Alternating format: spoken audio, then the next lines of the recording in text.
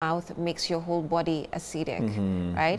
And now if we can, of course, escalate the conversation into the aspect of anxiety and traumas. Most people get a lot of anxiety attacks, especially in present day. So you just find them hyperventilating, and of course you will be breathing through your mouth. Yes. Yeah. So one of the things that happens, remember I said that when you go through anxiety, that's the first step that happens. You start hyperventilating, you'll take shallow breaths, rapid breaths. Yeah. Okay? So you would assume that because you're taking in the breath through your mouth, that yes, it is quicker, but it hasn't been conditioned. Number two, it's shallow. So you're breathing out very quickly. So you're not taking out enough carbon dioxide. Now, when I was a medical officer, I used to get a lot of patients coming in, and I used to do a lot of night shifts, who'd come in at night, they're having panic attacks, they're having severe anxiety attacks, they feel like they can't breathe, and they're coming in very worried. And I used to tell them two things. I used to tell them, number one, because they'd come and say, "Doc, I can't breathe." And I used to say, the first thing, if you can speak, then you're breathing. Okay. And we used to be taught that in casualty. The patient who's shouting, the airway is intact. So that's a good thing. So I tell the patients, if you're speaking, that means you can breathe. It's a perception. But number two, I used to try and calm them down.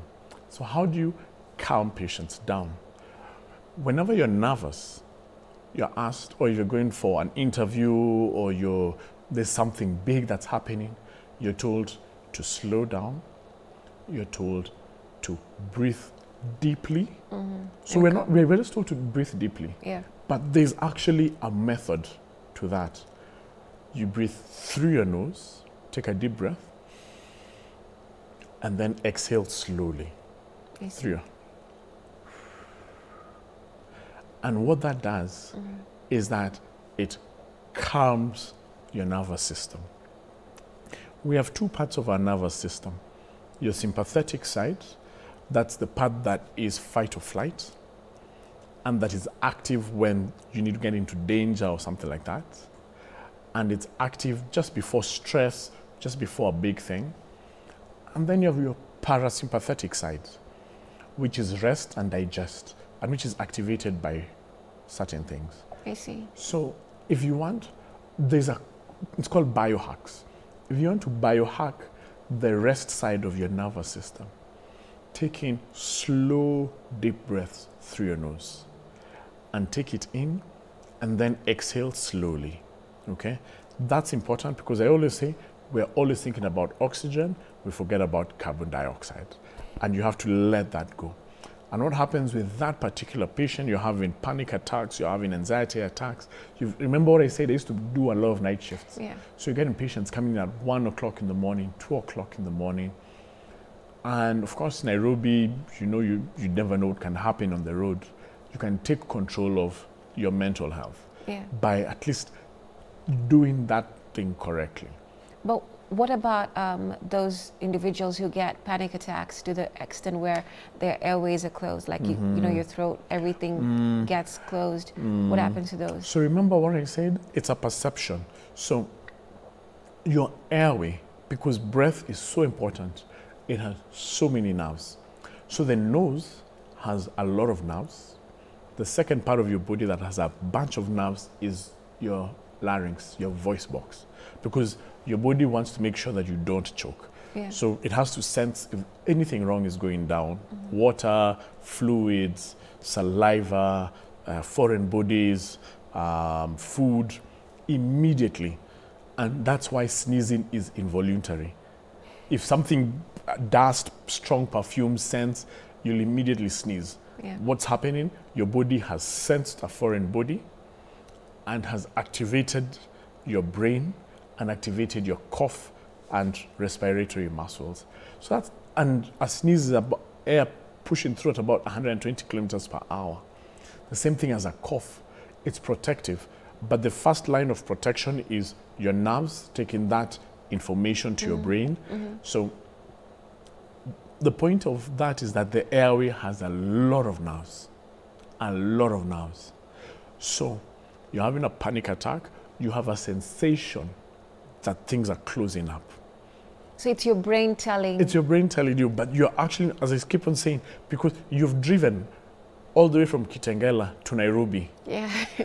That's a 1 hour drive. Yeah, yeah. You won't last 1 hour without breathing. I see. You won't. I don't think some people naturally, or we naturally, let me say we, you think about that because you think that it's going to affect you, can handle it. So your brain is not telling you that you're actually okay. Yeah, yeah. So if you did a few things. So you get into a vicious cycle and you feel like it's getting worse and worse and worse. So you need an external party to break that cycle, you know. But some people asking, hey doc, is there anything that I can do? So, yeah, so that's what can help. If you can calm yourself or somebody can let you know that, hey, you're okay, you're breathing well, let's do these exercises. I want you to sit down. There are many things that you can do. You can do box breathing. Box breathing is a fascinating way of breathing. So most of us breathe in and out. But if you want to elevate, because we've talked about elevation, and we're in the era of wellness and optimization of your life, you can do something. The most basic is box breathing. So box breathing is take up 4 seconds in, so breathe in for 4 seconds, then hold your breath for 4 seconds, and then breathe out for 4 seconds, and then hold your breath again for 4 seconds. And then you do that cycle. You can do that about a minute or two in the morning, or when you're meditating, when you're doing your yoga, when you're doing your, what do you call it? If you're doing your just general workout, Pilates, no. something. It's difficult for general workout, but you can do it before when you want to get into the zone, you know. Where you want to come down, basically. Where you want to calm down and you want to think about something. You might be in front of your Bible, your Quran, in front of your meditation. You sit down and do that. And you'll find that your mind calms down. The thoughts that are racing will also dissipate. And that is something simple that is in your control. Me as a surgeon, I can't do that for you. What I can do is open up your airways. But there are a lot of things that you can do yourself, you know?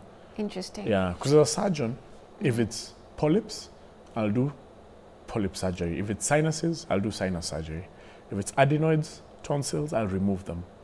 If it's allergies, we'll treat them, you know? If it's a deviated nasal septum, we'll do a septoplasty where we straighten the nose. If it's your turbinates, we'll do a turbinoplasty, okay? Or if there's a foreign body, we'll remove that. If it's a flu, we'll treat that. But there's a lot more that you can do as well. Interesting. Yeah. Now, let's go into sports a bit. When you have the athletes who continuously get hurt, for example, boxers who get punches, their nose are broken every other time. Yes. You know, so how does it look for them when it comes to breathing and permanent, you know, damages? Yeah. You'll see there's a trick that boxers do. If you've ever seen boxers, the first thing that they do is that they apply a lot of saliva. I mean, sorry, not saliva, a lot of mafta oil on their face. And there are two places. The eyebrows, because they get cut and bleeding can get into their eye and that stops the boxing fight. But also around the nose, so that if it's a glancing blow, it just slides off. It slides off. So they do their own tricks, you know. But it's tough for them because you can imagine fixing a boxer's nose all the time. Okay. Yeah. Fixing how does a that look like? Yeah, it's really tough. It's really tough for them, you know. And of course, that's their work, you know. So we really struggle with boxers and guys who play very active contact sports, you know. And there has to be sort of like a dynamic where I tell you, hey, if you want to be your optimum, we need to be able to sort this out. Right. And to be honest, in the sports world, functional nasal breathing and open mouth breathing is very controversial because we do know that the biohacks are breathing through your nose. But the natural tendency, when you're totally at your wits, you can imagine running 42 kilometers. And at the very end, what you want is just to take that gulp into your mouth, okay? So what I believe is going to happen is that the next step, the guys who are going to be able to beat the next records are going to be the ones who will be able to functioning nose breathe at that high level. And how do you practice it? Like, do you do it on, like for example, on a treadmill? Because you see, like our athletes train at a very high altitude. If I'm not high altitudes, high stress. Yes. You know, you can imagine all that. All the things that are going through your mind, your body is screaming for oxygen. So it's critical for you to always know or be aware to breathe through your mouth, whether you're exercising or whatever it is. Yeah, be aware that you should try and breathe through your nose. Of course, there's going to be periods where you will do open mouth breathing when you're exerting yourself, okay? But those who are aware and try as much as possible to close their mouth and breathe through your nose, because also when we talk, we breathe a bit through our mouths as well, okay? So it's a bit difficult. When we're stressed, you'll just find that your mouth opens up a bit. But athletes, I think that's going to be the next step. And there's a lot of research going into it. Right now, it's controversial because the scientific information is half and half, okay? The place that it's not controversial is in snorers. Because the people who are snoring, you open your mouth, your tongue now is not at the roof of your mouth, it falls back. The palate as well, because remember you get a narrow palate because when you breathe through your mouth. So the back of your palate, the back of your throat narrow down. So the collapsibility becomes more. And remember, because you're breathing in quicker, these critical structures can collapse more easily. I see. So a lot of snorers are mouth breathing. One of the ways to fix that is to make you a functional nose breather, either through surgery, medication, or now other things that we can sort out as well. I see. Yeah, it's crazy. All right. So we have a question from one of our viewers. Dan says, I have a question. I've been breathing through the mouth for 10 years. Actually noticed a few years ago. So one side of my nose is breathing naturally, is it? And the other one slow. How can I make it, you know, how can I make them equal? I want to, because I've had a hard time speaking fluently. Yes. Speech is affected by nose blockage. So he's actually correct in that. Number two is that in adults, because a lot of the bones have already fused to each other, the dentists now come in and try and open up like the sutures at the roof of your mouth. And what we do as ENTs is take a look and see, is there something blocking? There could be a deviated septum. Your turbinates could be enlarged. History of allergies, we sort that out, okay? You also have to be super aware. Now, something fascinating happens with your nose. It's called cyclical nasal breathing. So if you notice when you're lying down, you'll actually notice that one side of your nose is a bit more blocked than the other. And usually when you have a cold, you can notice it much more, okay?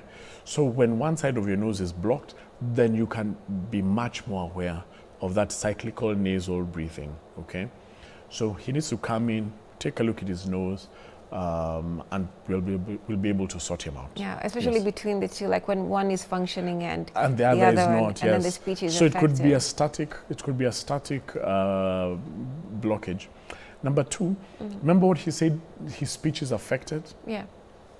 When we speak, when the sound comes from our voice box, gets into the upper airways, it's affected by the space in the mouth, the space in the nose, and of course, the movement of your lips. So if something is blocked, then definitely your voice will be affected. I see. Thairu is saying, I'm learning a lot from him, the doctor that is. From now, henceforth, I'll keep my mouth shut to prevent a lot. Yes, that's a good idea. Yeah, it sounds rude, keep your mouth shut, But that's what we are preaching today.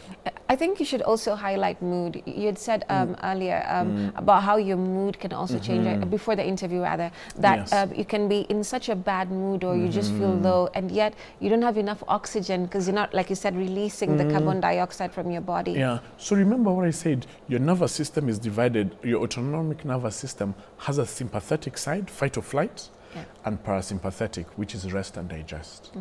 So the calming part of your body is mediated by this parasympathetic side. And a lot of it can be accessed through your breath.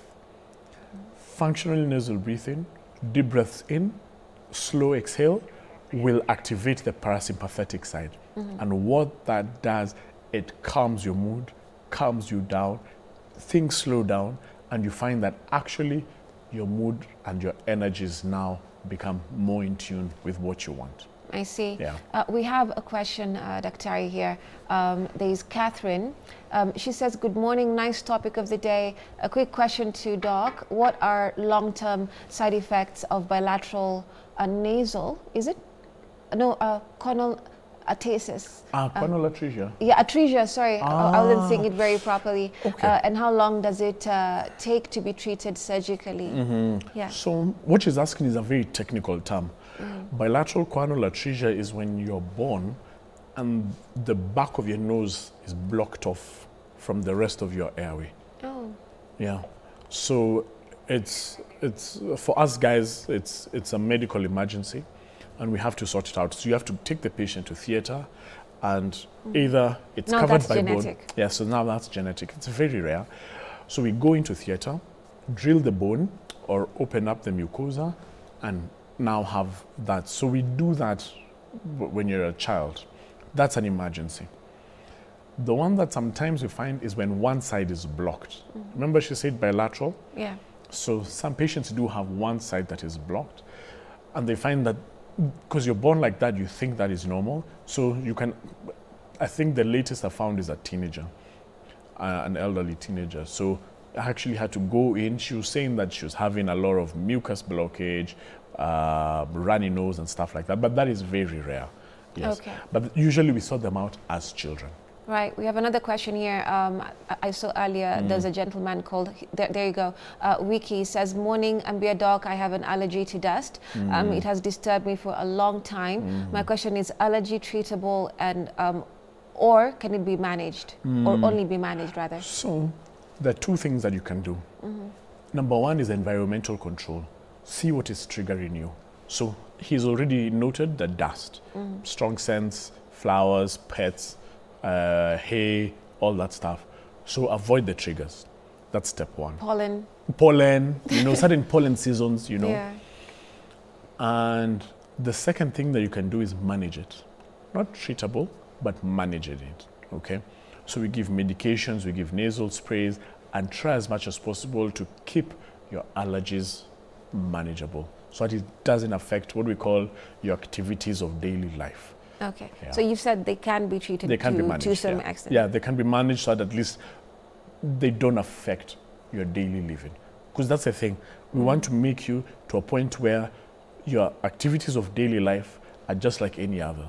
So let's try and manage that to that point. So they are manageable. Yes. Right. And just to go back to the mood aspect, how irritable can someone get from not breathing, you know, properly? How does it affect you, like in a practical way? Like the way you just said, you know, your body gets acidic, so you're having headaches and things are happening. Yeah. You know, how does that look like? So you can imagine you're getting headaches because your mood is being affected. You're feeling, some patients say, hey, na feel kaudo funny. You know? Yeah, you're just feeling off, yeah. You're feeling off, you know. You're feeling like you're not at your max, at your optimum. Remember, we keep on saying we're in the age of wellness.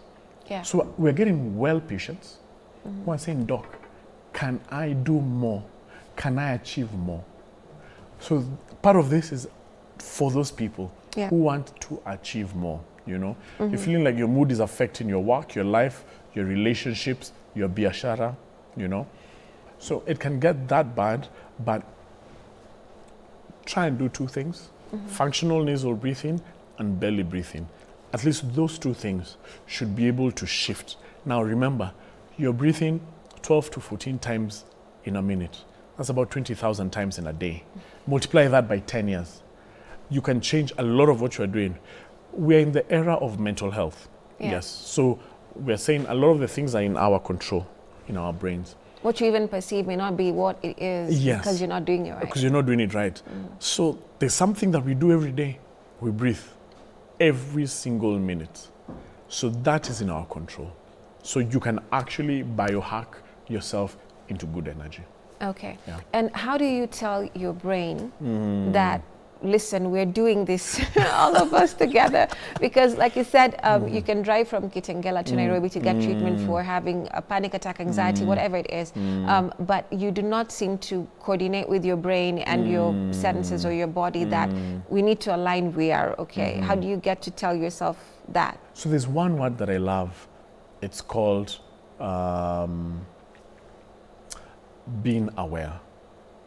Because awareness, everyone calls it a different thing, you know, being awake, being active, but being aware that this thing that you've done for 10 years of your life, 20 years of your life, 30 years of your life can be brought under your control, under the terms that you decide. Because we say that breathing is involuntary. Yes, you must breathe. But can you modify? So we're not saying can you breathe or not, no. Yeah. You don't breathe, we know where you're going. Yeah. We know you're going. Unfortunately, yes. Yeah. Yeah. But can you modify?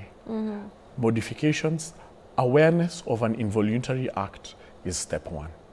Step 2 is the action. Step 3 is the feedback that you get. So when you see your body getting better, you're like, actually, this is what I did. Should I continue doing it more? When times of stress, when you come for an interview on TV, there's always a bit of nervousness. Always. Breathe. Yeah. Take a deep breath. Calm yourself down. Calm yourself down.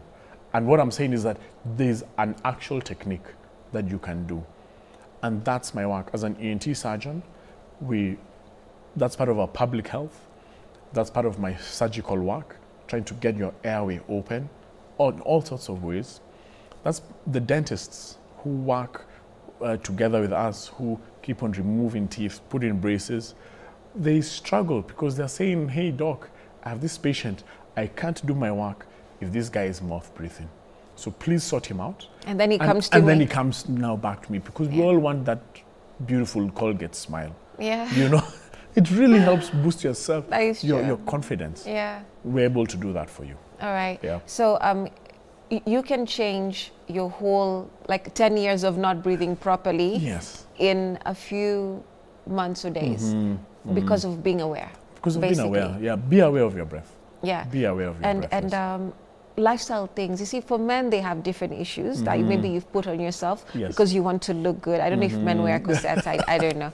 But for women, definitely, you know, but for women, again, the societal demands can make you do a whole lot of things that will reduce the quality of your, you know, your health and the like. There's this statement that beauty knows no discomfort.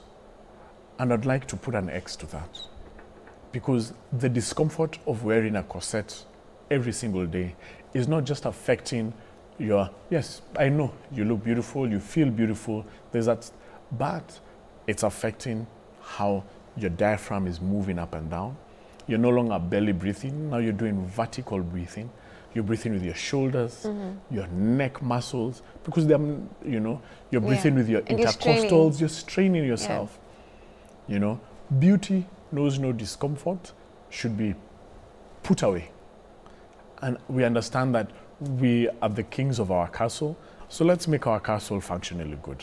All right. Yeah. Thank you so much, Dr. Ian. I appreciate your sentiments and, of course, knowledge on the same. I think, of course, our guests have been answered, rather our viewers have been answered on what they need to do to, of course, manage allergies, manage particular conditions. And, of course, you can go visit Dr. Ian, you know, for that matter. Yes, please, right? Yeah, thank you so much for coming once again. Asante sana. If you Google us, you'll find us at Nairobi ENT clinic. That's where you can find us. All right. Yes. So I've been talking to Dr. Ian Macharia, ENT head surgeon and sleep specialist. Thank you so much for watching us this morning. My name is Remmy Majala. See you again tomorrow. All right. Thank you, Dr. Ian. I appreciate it.